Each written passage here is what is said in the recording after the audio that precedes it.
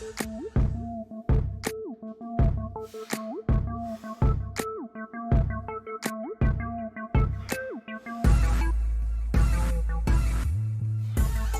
high bar back squat is called the king of lifts, and for good reason. It is a full body movement that uses a large range of motion. It requires a lot of balance, stability, and strength. I highly recommend the use of spotter arms in case the lift goes bad and you need to bail. Set your feet about shoulder width apart. I like to point my toes slightly out, but that's personal preference. The chest is high and the head stays up. Take a big breath and then drop straight down. So the knees go forward and the hips go back at about the same pace. If you look at the bottom position, there's a flat back, especially the low back. You don't want that to round. The knees are out over the toes. They're going in front of the toes, and the bar stays over the midfoot. Compare the high bar squat to the low bar squat. You'll notice that the chest is down in the low bar squat while it's high in the high bar squat. The knees go forward in the high bar squat where the butt goes back in the low bar squat. The high bar squat uses more quads, the low bar squat uses more glutes and low back. But what every squat has in common is a big breath and a brace at the top. Hold the breath, vertical bar path, get the hips below the knees, and then take another breath once you're at the top. Some commonly used accessories to help the high bar squat: first, weightlifting shoes. These elevate your heels to allow your knees to travel forward. This helps especially if you're tall like me, so I like to use lifting shoes when doing the high bar squat. Another option is to use wedges that you can stand on.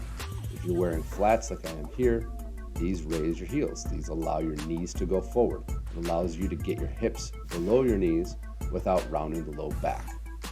Personally, I wouldn't use wedges if I was going very heavy, but for lighter weights, they work just fine. Another commonly used accessory is the weightlifting belt. This really helps you build more internal pressure so you can stabilize your core better. It takes a little bit of load off of your spine.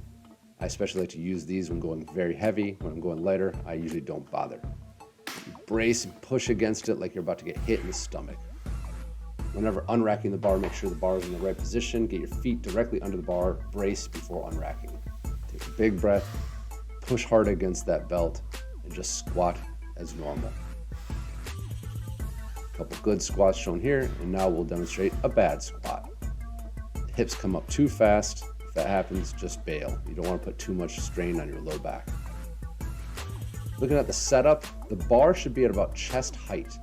You don't want it to be too high because you won't be able to get the bar back in the J hooks. That's a problem at the end of a set. So if anything, go a little bit lower than higher. Hands are as close together as possible. It all depends on your shoulder mobility, but the closer your hands are together, the more of a shelf you can build with your upper back for the bar to rest on. So the bar is across the middle of my traps, not on top of the traps, and it's resting on top of the shoulders. You can see the starting position. Feet are a little wider than shoulder width, toes pointing slightly out. This is personal preference. Some people might go narrower or more wide. In the bottom position, you see that the hips are balanced between the feet, the knees are out in front of the toes, in line with the toes, back is flat, chest is up, head is up. The chest rises at the same speed as the hips. You don't want the hips shooting up too fast. You don't want the chest shooting up too fast. Big breath, hold, down and up. Take another big breath at the top. Jam the bar into the J hooks. Make sure it's secured before releasing. The extra high bar places the bar on top of the traps. Some people prefer this. I don't because it hurts my traps.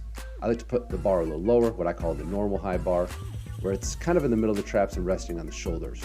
Now compare these to the low bar squat, where the chest is down, the hands are wider, and that bar is resting on the rear delts. It's a matter of inches that separates these bar positions, but it makes a world of difference in the mechanics of the squat. In all cases, you want to be pulling that bar down onto your shoulders or your upper back and keeping those lats engaged and a flat back at all times. When viewed from the side, you want to see a vertical bar path. So if you draw a line straight up from your midfoot, you want the bar to follow that all the way up and down. If the bar goes too forward, you're on your toes, it puts too much strain on your low back.